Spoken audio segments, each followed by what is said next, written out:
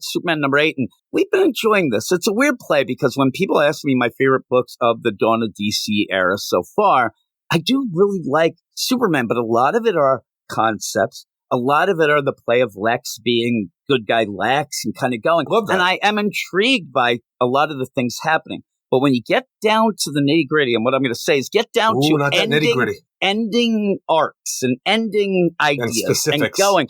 Yeah, it does fall apart a bit. And I've actually had discussions with people about this. One of the big, like Parasite. No, what do we do? And so you're left wondering. And again, I am in this one. Are we done with that? I figure it'll come back. But just Joshua Williamson does this weird play where he loses focus. He gets on the next thing and never quite sure if you're going to get back to some things. And it's a shame because I think some of the things are cool. But then you give me something like, oh, by the way, here's how Connor got his powers. And then I'm like, I don't know that I'm waiting to defer to you. I don't really think that elevates anything. And I think it'll just be forgotten. I don't know why they did it, but we'll see. We'll see how it goes. But I just don't know.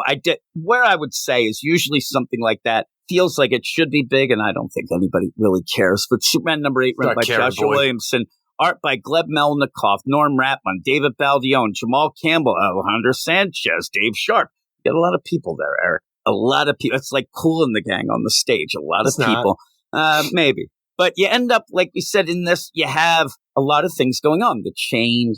You end up having Farm and Grab. All this seems to be setting up bigger things coming up, but I don't know. It doesn't feel like it's really set that much up so far for me. I feel like I'm missing out on things. I feel like at this point, I'm forgetting things when I get to the next issue. I can see that. We've went for a while.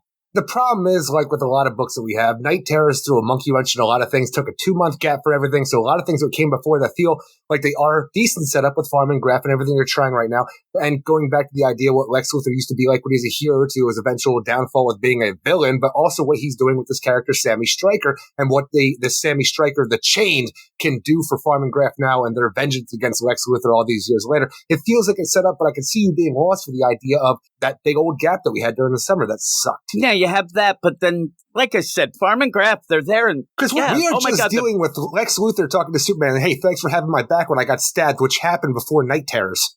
Yeah. And I mean, I don't know, this chain, and I will tell you another thing, 2 things about it, though.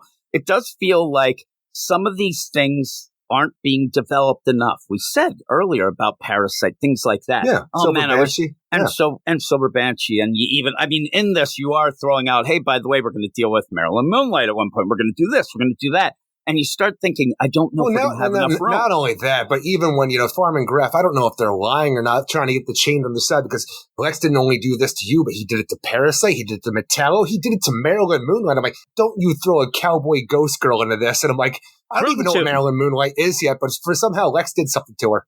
So, also, we have the mother and the daughter. I mean, we're throwing a lot in here. The grandmother and the daughter. The grandmother, yeah. So you end up where... It's all about perspective for me. For some reason, you said the mother and the daughter. I'm going through Lex's deal and not through her. But this is the play, and this is why I wanted to bring this up, is coming up down the line. First, we're going to get Jason Aaron on Action Comics, but eventually then we're going to get Joshua Williamson. He's going to be able to... So maybe it'll be... And that's the thing. I mean, DC... That has worked out so well in the past, having one writer on both Action and Superman. I mean, it's worked to a T, right? So you end up what we're going to have that. And I'm not even just saying to Bendis, because people seem to forget Philip Kennedy Johnson was on both. And they had to kind of yank the deal. And so, yeah, that was a wreck, that whole play back in the New 52. So when we get to that, maybe all these things then will have room to breathe. But at this moment, not that I'm confused between this, but it's just a weird play of like, why is it always chains? I know that Superman Unchained. And hey, you can't change the chains. But we end up having War World, all the chains. Then we get to the chain. It feels like at this point, the books aren't really jiving up as well as they were at one point, and they're kind of have that classic Superman symbol of him actually breaking the chains off around him. It's like a universal symbol if you're into comic books, especially Superman, that you could have in your head right there. So having the idea of an antithesis to Superman being an actual character called the Chain, like, is it able to hold him finally? It almost seems like Joshua Williamson was looking at that image and had the idea, the eureka moment to say, this is going to be the character that I can put against Superman. And I'm like, I think it kind of works in that symbolic kind of way.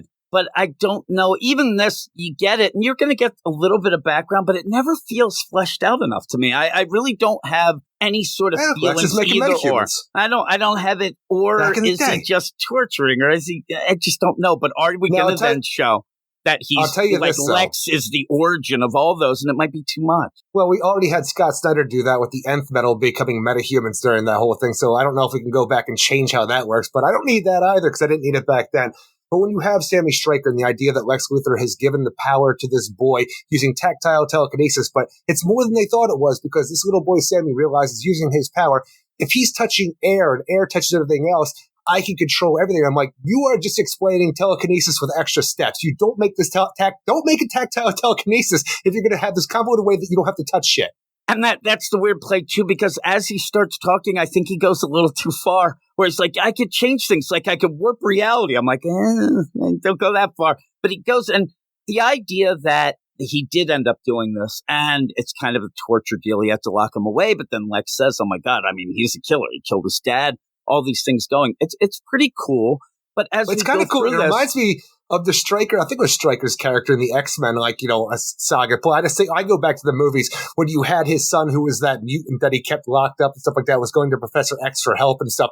And then you had the whole idea of being against this and the son turning against his father. That's what this feels like to me for whatever reason. And I think it's even the same name as Stryker. Yeah, it is. It really feels like that a lot. But when you get there, again, I can't put a finger on it, but by the end of this issue, I feel like, don't know that we got enough, and it almost feels like, okay, you ended that again really quickly, but it's kind of cool. We're setting up this Revenge Squad. And I did see Zach talking about, because you love the Superman Revenge Squad. This is more of a Lex. Revenge Squads. It's more of a Lex Revenge Squad with Superman involved. Not going to be as cool. Which is kind of cool, but not as cool, like you said. But it's weird because it kind of involves some of the characters that would have been in the Superman where were revealed now that Lex might have been, at the beginning, the one who started it all. I don't know. It feels like it's trying to be bigger than what I'm getting from it. I don't hate this issue. I actually like it enough. So do I. You're going through. It's just, I think there's too much going on already here in these bits of issues where I hope that we can kind of focus on, because there's the idea of Superman not trusting Lex again,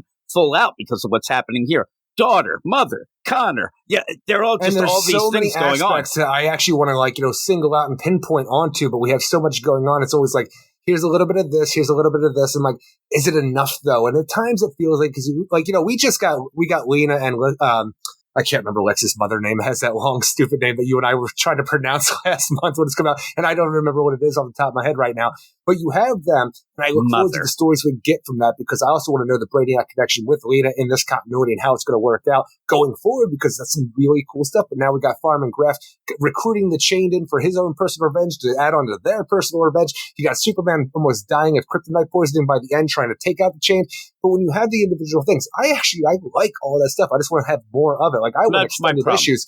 And the thing of it is, when you have that, it's just, I lost my train of thought because I was thinking of something else. Well, I was going back to the Superboy thing that you were saying about how, like, we're explaining Superboy's tactile telekinesis. Now, if Lex back in the day was experimenting with tactile telekinesis with Sammy Stryker here, and the idea later on, he's cloning part of himself with Superman to try to make a Kryptonian clone of the Man of Steel, but he could not get the powers right.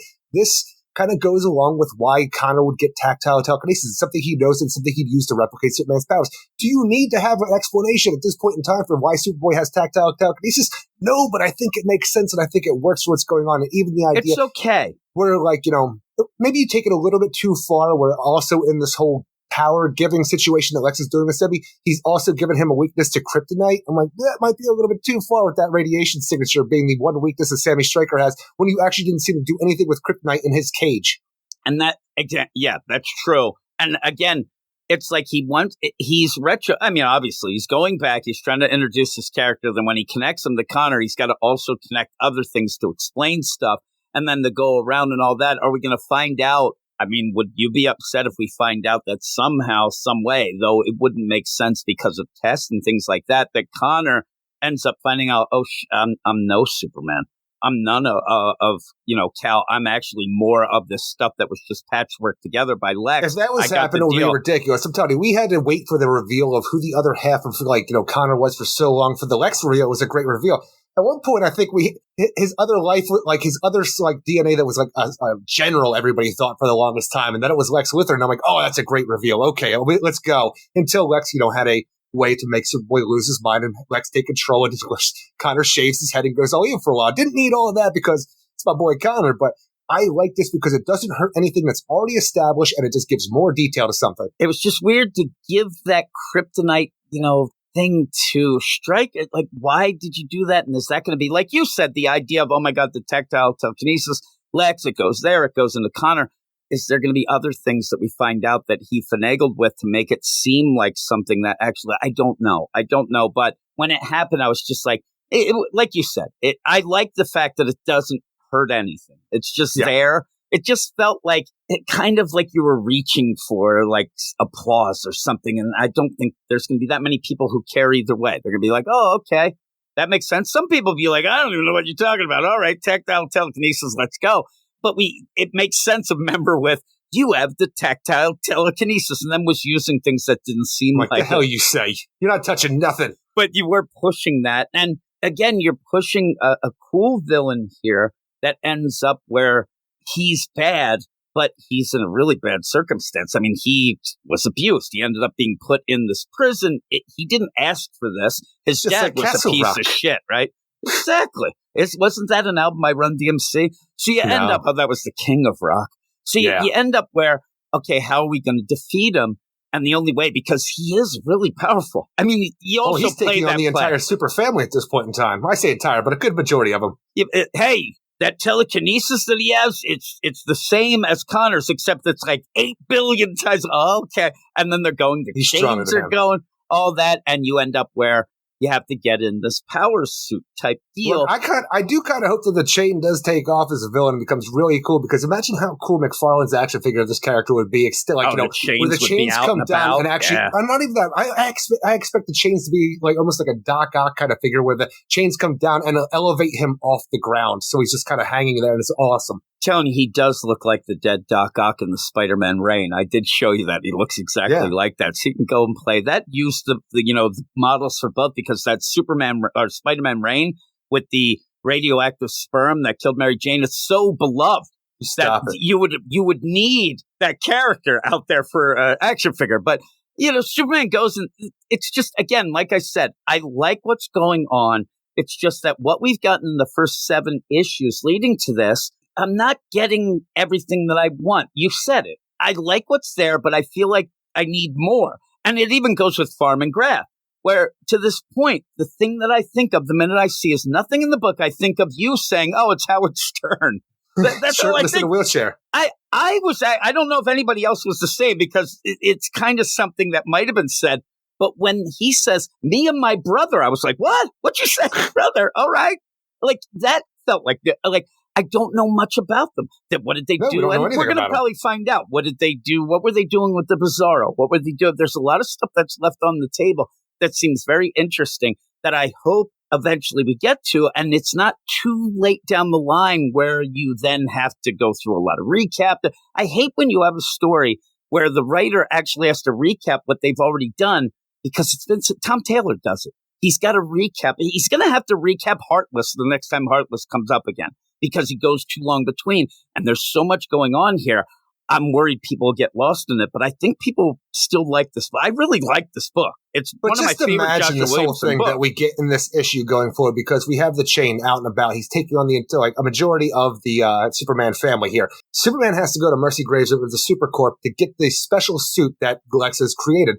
This suit that for Superman, it seems like, which is weird, but it's a way to be shielded from the kryptonite, but also have kryptonite gauntlets to use against the Chain, who has like Superman, a kryptonite weakness. But it doesn't seem like we do subdue the Chain in this. It doesn't seem like it's through kryptonite. Now, we would just weaken him a little bit, but when Superman is fighting him, his containment suit is exposed. It's broken open a little bit. And when we have this great ending where people have to pull the rubble away after the Chain is subdued, and you're pulling after rubble away to find pulled down by seat belts, right, and bungee cords. Exactly. I don't even know what the hell. And you have all of this though. You have Superman like with kryptonite poisoning all in his chest, and you're just laying there. He's laying there dying. He's like, I saved Lex. Just think of that right there. Superman is dying for Lex Luthor at this point in time from kryptonite poison that he's using. Like, this is completely opposite of anything you've seen with Superman before, with what is going on, where he is fighting to save Lex Luthor's life using kryptonite.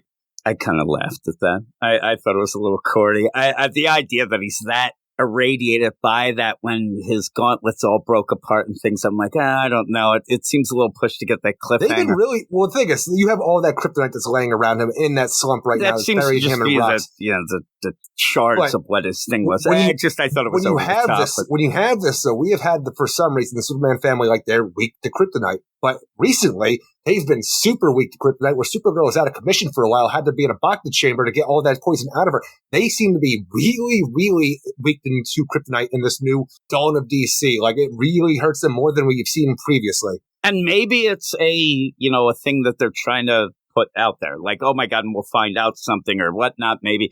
Or it just might be Joshua Williamson. It's like, I always like it when they're really, vulnerable to it, because you have to do that. But even then, you see what happens in the Superman book. You have problems. You end up having to have this guy, that was the chain down below Stryker's Island. And then he comes up and you have to really mention he's 800 times more power. And then you got to get kryptonite. Then you do.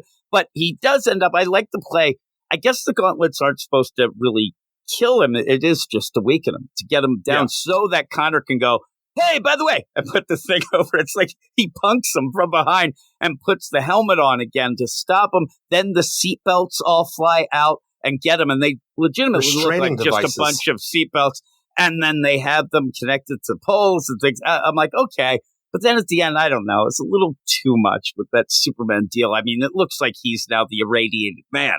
I mean, holy crap, he's just completely green to the nth degree from just that. It just seemed a little too much. But now, the thing is, I think this is a great cliffhanger ending to a Superman book where he's fighting in a way that you don't usually see Superman fighting for somebody you don't usually see Superman fight for, even though we all know that Superman will fight for anybody. But Lex is kind of on his side at this point in time. But it says at the end here, only one thing can save Superman now: super armor. I'm like, we just had fun with super armor now. Why are we going to do that? Are we just going to do like the solar suit armor from the Fortress of Solitude to try to rejuvenate him at this point, or like maybe? Are we going to get that one that he got from feels like we're trying to sell toys now. Remember Steel? He gave him that like Dark Knights of Steel looking deal. Like, we've seen super armor many a time in the past 6 months. I don't really need that. I'm glad you brought that up, because when I'm reading it, I'm telling you, I'm looking at him like, you're going a little too far. This is the idea of, oh my God, Batman, he's dead. I'm like, I don't think so. So you're trying to push it, but it just looks seems like we too might much. have Superman out of commission for a while at least. Maybe, but do you want that in a Superman book? Maybe that gives you time for Lex, and coming up, time for everything else. Well, everything else at some point, and I haven't been doing my solicits podcast, so I don't know. We are going to go back in time for a Marilyn Moonlight story. I don't need that in that time. I don't need that. That's what I'm saying. Is that the idea of he's out of commission? Let's go. I mean, really, what I would like is a full issue of Grafton Farm. See what they're up to. See the team they're getting together, because that's kind of a gray area after 8 issues. I don't really know what they are. And that, I mean, like, there's so many things, though. You got Jimmy, you got all that. I know stuff exactly. Going That's the thing is, I want a single issue, maybe an anniversary issue. I don't know, or an annual issue where it's just, hey, here's Jimmy Olsen and Silver Badge, and here's their love in a day. I'm like, is it a silly issue that doesn't matter? Yes, but I can still take it. When we start talking, and me and you aren't really that gung ho for Root and Toot and Marilyn Moonlight, but I know that there are people who were. I saw it was funny. Some guy punked a lot of people. It's just that I don't understand Marilyn Moonlight, so I can't be excited for it. I don't understand Farm and Graft.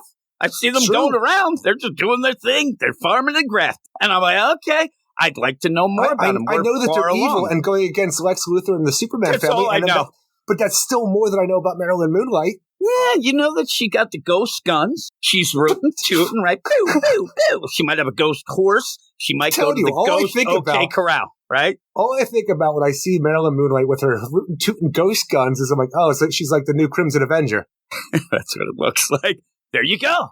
You know all about it. We can't wait. But yeah, even like Jimmy on the date night. Jimmy, Lois doing Lois things. There's a lot of things. And again, Lois doing Lois things, it's just editor-in-chief stuff. I don't know if I need to see that. It sounds kind of boring. Besides that, though, we even have like, oh, there's Perry. There's the thing with Perry going. There's a lot going on. A lot going on there. And with all of that, like, again, down the line, we will have more space because of Action Comics, but you could, and the things that we're talking about, say Superman is out of commission, and you have Joshua Williamson. This is a great deal. I'm going to have a series of one-shots to tie up a couple, not even tie up, but flesh out some things. You might be able to go more than like a half a year before we get Superman back. And that's kind of a problem. That's kind of a problem that there's so many loose ends, but it's also on the opposite side to put a positive spin on it.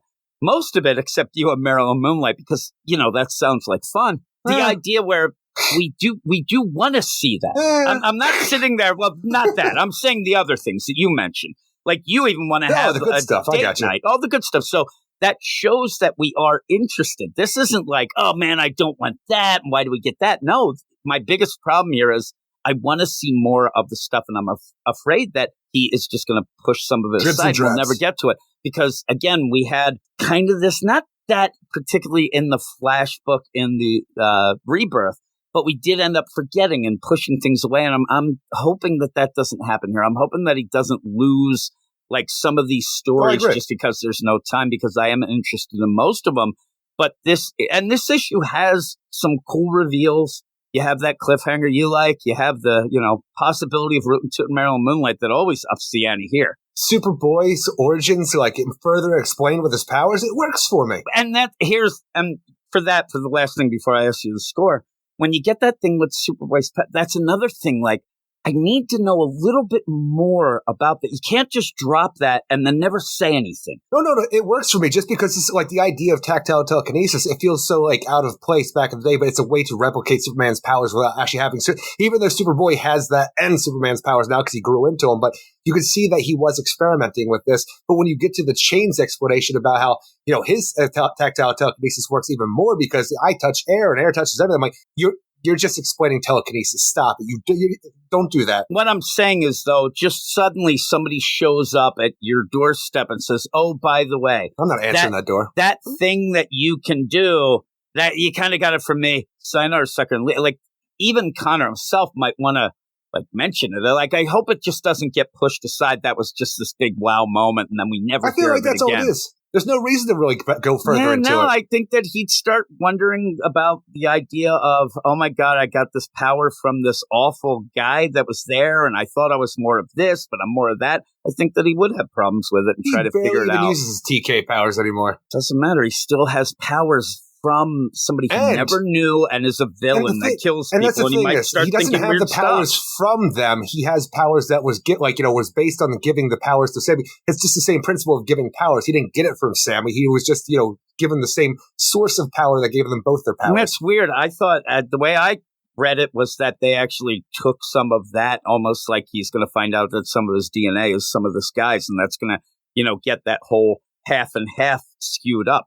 That's how I took it, the idea that he might actually, like they may say later that Connor is a bunch of different things we didn't know, is why I kind of got worried about it. That's from how I read it. Well, maybe. But that's the thing. Maybe that would be the case, maybe it was. It's not how I interpret it. And because I just feel that everything involved the origins of Connor Kent at this point have been explored so much, just to say something random out of nowhere that would have been tested to death at this point. He's over this aspect of his life. Why reintroduce something that would just throw him into turmoil when he has turmoil for no reason? He doesn't say, hey, listen, Connor there is half you, half me, and we developed powers and figured out how to do that to give it. He actually just says, and the powers came from Sammy. They came from him. That feels like to me that he's saying that there might be like, hey, we're going to get that little power DNA there. We're going to do this. And I think it throws things in a weird way. You know what I mean? He doesn't say, and we developed the powers and then we knew how to do them and gave it. He actually says, and a bit of you, a bit of me, but his powers came from Sammy. Cadmus used the research into it to replicate your powers as best as they could, but that's Superman's powers. He's actually saying at that point, this is how I took it, you got the clone deal, but Cadmus had to actually add the Superman powers, but in the meantime, we also got powers from, it's a weird play. It's a weird way to say it, like almost changing up a little more than I thought, but and even if this is the case, let's just say, Sammy directly gave the power of TK to Connor when he was being, baked up in the lab there at Cadmus. Sammy is a bad guy right now. He is working with Graff and Farm. He wants to kill Lex Luthor and is willing to fight the Superman family because from his understanding, they're working with Lex Luthor. They have to be evil now. Sammy, as far as we know, with everything that's been given to us, yes, he's doing bad things. He's a victim through all of this. Everything that has, he killed his father, but we have seen that his father's a piece of crap that we could put him through experimentation, all this other stuff, and then helped or, had Lex Luthor do this. But everybody else did stuff to him. It is true, but you still have to, is it victim shaming me saying that you still have to be better than killing everybody and then trying to He's been locked in a cage for how long now? How many years? Eric, I've been locked in the cage called life. Listen, I don't go out and try to destroy Metropolis. I just try to destroy because you're a little guy. I try to destroy the lives and hopes of everybody around me. That's what I do. That's bad, but it's not illegal, right, Eric? The life that I lead is the cage. You're trying to get sympathetic for it, and you're trying to do it. And I think Joshua Williamson does a good job because what he is really doing is you want to be sympathetic to Sammy, right? But in the meantime, you also want to believe that Lex is going to be a good guy. But to be sympathetic to Sammy, you have to actually say that Lex is an asshole, which we knew from before. So it swirls around in a really cool way.